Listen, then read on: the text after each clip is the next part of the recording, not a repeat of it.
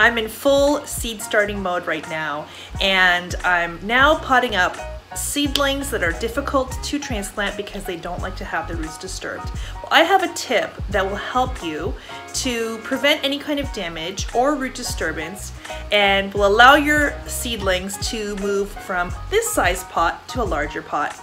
Hi everyone, I'm Julie DeMacos, and I'm also known as the Gardening Girl. I'm so glad that you can join me tonight. Let's get started and I'll show you what I do.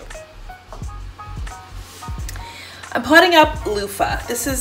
Luffa is also known as a dish sponge. It's basically a gourd, and you grow it to dry it out, and the inside is Luffa sponge. It's pretty amazing. It's my first time growing it, but what I discovered is that Luffa does not like to have its roots disturbed, so it's better off starting it in a large container.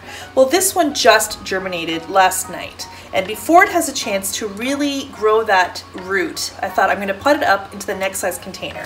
And I think this one here, basically a 4x4 inch pot square, should do the trick. Now, as you can see, this is about the size. It gives it that much extra space all around.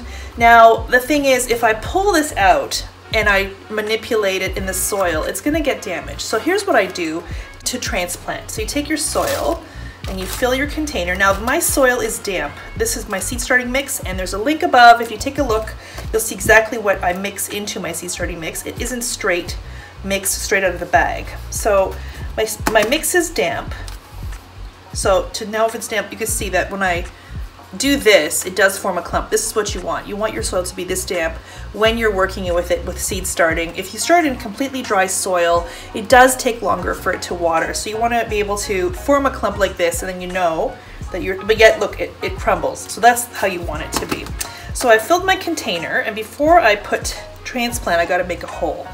So what I do is I use my fingers. And I have filmed a video on this before, and I'll share a link up above as well. But what I do is like this. So I make my hole and I place the plant on the inside. Okay, now you know that this fits exactly. There's soil all around. It's ready. So then you take this out, and when you use damp soil, you see that there is an impression in the soil and it hasn't moved. This will fit this exactly. Now I'm going to pop it out gently by flipping it upside down, and if you look, this has just germinated yesterday, so it has been growing, but look at that root system. It's already so vast, so I don't want to damage it. And all you do is you place it in the hole that you created, and it's done. And I haven't disturbed the root system. It's perfectly ready and potted up, and there it is. It should be a good in here now until I transplant out. This is a large size container, great for tomatoes, eggplants, peppers, cucumbers, pumpkins, squash, and Luffa. Very good size to work with. Let's do one more. So here's another one. Now I like to line the bottoms of my pots with flour or newspaper because the holes are quite big, and when I water, I don't want the soil to spill at the bottom. And before the root system has developed, the soil will be quite loose. So I don't want any soil to fall out the bottom and get into my water. So there's my newspaper. I'm going to fill my pot with my damp seed starting mix, just about to that inner line. Okay, that's pretty good.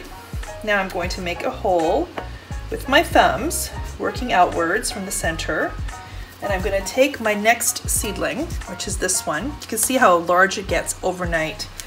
Now I'm just going to place it in. Now I could push this pot into that damp seed starting mix because it's not going to damage the roots, but it would if I did this with the soil, if I pulled it out and did it with the little seedlings and the soil. This way I can. There's my impression. I'm going to gently pop out my seedling, and look at that root system already. This is one day. So then I'm just going to place it into that space without disturbing any of that root system. And it's potted up. That's how you do it.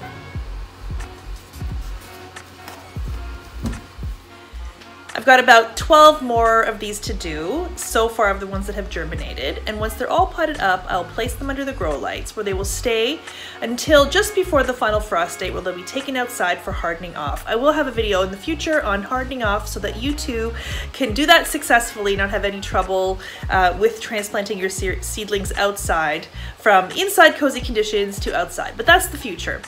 In the meantime, if you like my video, please be sure to give me a like. As well, please click the subscribe button and the notification bell to be notified of all upcoming videos. I will have more videos coming in the seed starting series, so please stay tuned. I want to help you get your gardening, vegetable gardening skills to the next level. We'll do it together. We're going to have a lot of fun. Thanks so much for watching, everyone. Happy gardening, and I'll talk to you soon.